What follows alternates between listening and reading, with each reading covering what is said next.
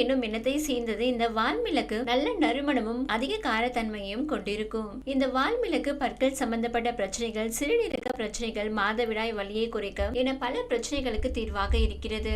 இதை ஒவ்வொரு பிரச்சனைக்கும் ஒவ்வொரு மாதிரியாக எடுத்துக்கொள்ள சொல்வார்கள். குறிப்பாக மாதவிடாய் சம்பந்தப்பட்ட வலிகளை போக்குவதற்கு வால்மிளகுடன் தேன் கலந்து சாப்பிடுவார். பல் மற்றும் வாய் சம்பந்தப்பட்ட பிரச்சனை இருந்தால் வெற்றிலையுடன் சேர்த்து மென்று மெதுவாக உமிழ்நீருடன் கலந்து சுவைக்க வேண்டும். இப்படி என்னென்ன பிரச்சனைகளுக்கு வால்மிளகு சாப்பிடலாம் என்று இந்த தொகுப்பில் பார்க்கலாம். நாம் வழக்கமாக சமையலில் பயன்படுத்தும் மிளகை போன்றதுதான் இந்த வால்மிளகும். நாம் சாதாரணமாக பயன்படுத்துகிற மிளகும் வால்மிளகும் ஒரே குடும்பத்தை சேர்ந்ததுதான். வால்மிளகு பார்ப்பதற்கு மிளகை போன்று இருக்கும், ஆனால் இது சிறிய காம்புடன் சேர்ந்து இருக்கும். வால் போல இருப்பதால் தான் இதனை வால்மிளகு என்று அழைக்கிறார்கள். சிறிதளவு வால்மிளகு தூள் இதனுடன் தேன் கலந்து சாப்பிட்டு வந்தால் நீரிழிவு நோய் குறையும். லவங்கப்பட்டை வால்மிளகு இரண்டையும் பொடியாக்கி நெய்யில் கலந்து சாப்பிட்டு வந்தால் இருமல் குறையும். பல் சம்பந்தப்பட்ட பிரச்சனைகளுக்கு வால்மிளகு மிக சிறந்த தீர்வை தரும். பல் பிரச்சனைகள் குணமாக கருவேப்பிலையை தூளாக்கி அதில் லவங்கம், கடுக்காய், காய்ந்த நெல்லி, வற்றல் ஆகியவற்றை சேர்த்து பொடியாக்கி பல் தேய்த்தால் பல் பிரச்சனை குணமாகும். வாய் துர்நாற்றம், தொண்டைப்புண் ஆகியவை உள்ளவர்கள் வால்மிளகுடன் வெற்றிலையை சேர்த்து சாப்பிட்டு வந்தால் தொண்டைப்புண் ஆறும். கப உடல்வாக கொண்டவர்களுக்கு அடிக்கடி தொண்டை சம்பந்தப்பட்ட பிரச்சனைகளும் சளி தொல்லையும் ஏற்படும்.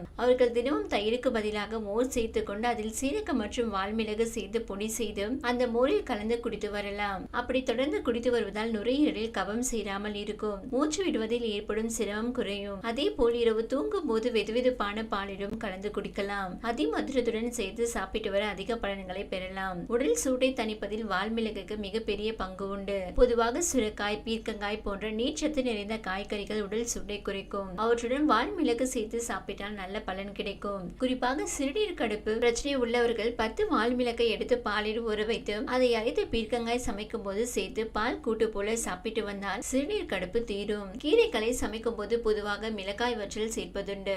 ஆனால் அதற்கு பதிலாக அரை ஸ்பூன் வால்மிளகை பொடி செய்து சேர்த்துக் கொள்வது கீரையின் முழு பலனையும் கொடுக்கும். கீரை மற்றும் வால்மிளகு இரண்டிலுமே அதிக அளவு வேதிப்பொருட்கள் இருக்கின்றன.